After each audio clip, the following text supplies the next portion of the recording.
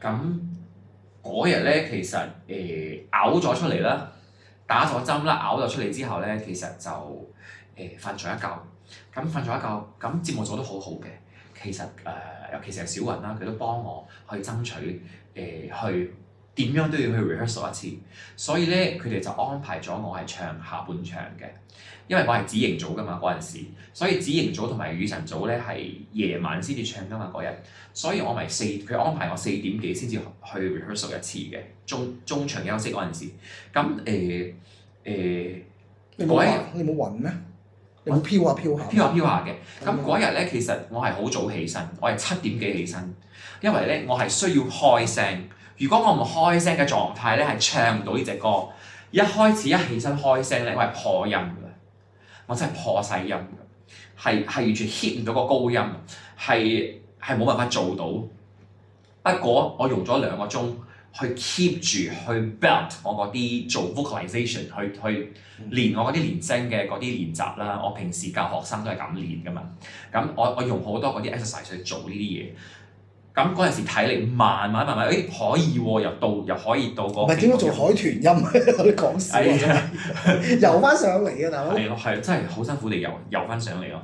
咁開咗聲之後咧，去到現場咧 rehearse 嗰陣時咧，OK 喎，好似唔係好差，係 OK 嘅。其實 Case 老師都係現場聽，同埋其他中心同學仔都聽，佢哋話你 OK 喎，咁就放心啲嘅。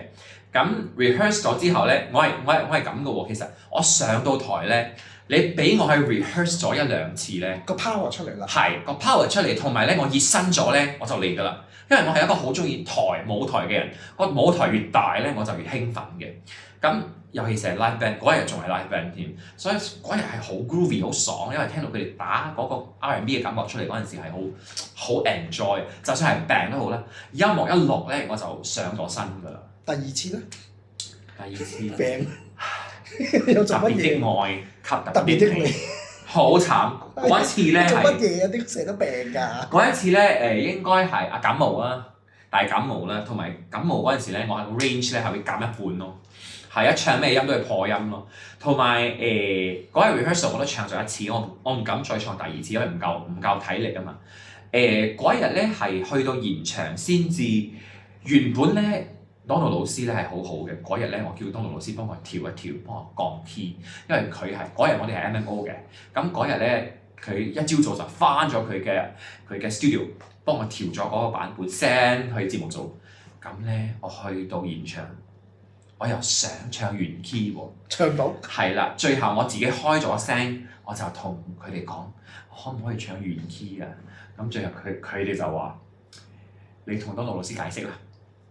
係啦，咁就照唱咯。唱咗之後咧，東老師就問我：喂，何靜，你知唔知咧？我對你幾好啊！你我翻去特登幫你整咗個 MMO 出嚟，你同我講你唱原 key。我話老師唔好意思，我請你食飯啦，咪咁咯。成件事東老師都好好嘅，其實係開玩笑。好㗎，好㗎，佢哋好好嘅，節目組嗰啲人都好好。係好好，係啊。所以我咪話佢哋好 warm 咯。嚟到香港，其實除咗我覺得係節目組好照顧我之外咧，其實我覺得係身邊嘅粉絲啊，同埋同學仔啦，都好照顧我。你第一次嚟香港嗰陣嘛？第一次。哇！估唔到喎。第一次。好似好熟咁啊！我叫做處臨下海。第一次咧係嚟到香港咧，就踏上呢個 TVB 嘅舞台啦。第一次。第三次病啊？第三次病我唔記得咗啊！我記得有一次係 Take On Me 都病。哇！你成日都病喎。係sorry，Take On Me 係第三次，第4次係同阿 Pam 唱《美麗的神話》嗰陣時都係病。係嗰啲小病啫。係嗰陣時係小病啫，係 OK 嘅，仲可以 pull it off， 仲可以係好勉強地去 OK 嘅，係 OK 嘅。咁你其實你會覺得成個9至10個月到啦，你呢個比賽嘅過程都係當然係有身體唔舒服啦，你都 OK 嘅，即係 recover 到啦。咁你覺得成個節目裏邊你最得着係啲乜嘢啊？今次最得着好多嘢喎，第一粉絲，收穫到一班對我好好嘅粉絲，同埋咧呢啲叫做係已經係叫做感恩心靈上啊，唔止係佢哋對我好好，同埋心靈上，我覺得佢哋俾咗好多溫暖同埋鼓勵我，所以咧先至令我有呢個力量同埋推動力嚟到呢一日，嚟到呢一步。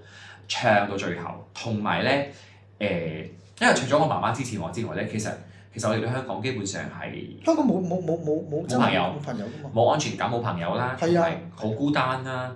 因為你都知啦，新馬區嗰啲好照顧我嘅哥哥姐姐啊，全民弟哥、平秋姐好照顧我嗰幾個咧，慢慢咁離開，咁嗰陣時係越嚟越孤單㗎，所以又係要多謝海豚粉㗎，真係㗎。同埋你話除咗海豚粉之外，我得着就係咧我喺中心嘅舞台唱咗好多隻我好滿意嘅作品，係好多隻，其實 even 係我病其實10點半啲飛機場都係我開心，飛機場啲10點半都係我幾滿意嘅，就算係唔係好完美，唔係好完美嘅一場，不過我覺得係一個病嘅狀態，我覺得我自己可以做到呢個 level， 我覺得 OK 喎，因為呢隻歌好難唱，同埋咧中心冇人唱過嘅呢隻歌，同埋同花順我都好開心啦，我都可以唱歌啦。直到 Take On Me 我都係好滿意嘅，其實我的歌聲裏我都好滿意呢個作品，因為阿魚唔識和音，同埋我編咗啲和音出嚟，大家唱得好嗰陣時個感覺就係、哇！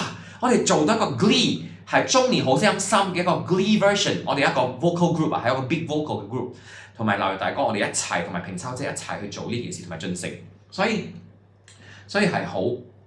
呢幾樣嘢咧係用錢都買唔到，好 amazing 喎，係用錢都買唔到，好珍貴嘅回憶。同埋由我啲歌聲裏開始咧，我同進城同埋曹越感情就越嚟越好。同埋平秋姐唔使講啦，平秋姐一路以嚟陪住我㗎嘛。阿劉洋大哥係都唔錯嘅，感情我哋都 OK 嘅。不過我哋感情最好係阿月同埋阿進城咯。嗱喺呢個比賽裏邊啦，啱啱就你第8啦咁啦。其實有邊首歌你真係想再唱？如果有機會入， I Will Always Love You， 我係想再唱多一次。仲有邊首？其實你頭先問我咧，我好想同你講，其實 Even I Will Always Love You 唔係我最好嘅嗰隻歌，不過我都係滿意嘅。因為我覺得 at least 我唱咗我自己偶像嘅一個作品離開呢個舞台，咁聽翻嘅時候我都唔係好丟我偶像嘅架，其實都 OK 嘅，我都覺得係滿意嘅，係過關嘅，所以係 OK，因為呢隻歌係太 signature， 同埋你問我咧，There's only one Whitney Houston in this world. Nobody else can sing like Whitney. Nobody. There's only one Celine Dion. There's only one Mariah Carey. 咁如果你哋真係要攞我同埋 Whitney Houston 去比較，冇可能，因為佢係天后，佢係超級天后。所以如果我可以用我黃鄭俊仁嘅一個版本去致敬我一個好尊敬嘅一個偶像，同埋我好中意嘅 singer-songwriter Dolly Parton 寫呢隻歌嘅原唱者，我其實覺得咧係一個好開心嘅一個 blessing 對我嚟講。所以就算係我離開嗰個舞台，其實我都覺得我帶住一個好自豪嘅一個心情去離開，因為其實係少咗唱2-3隻歌啫，唔緊要啦。重心而發果然啊！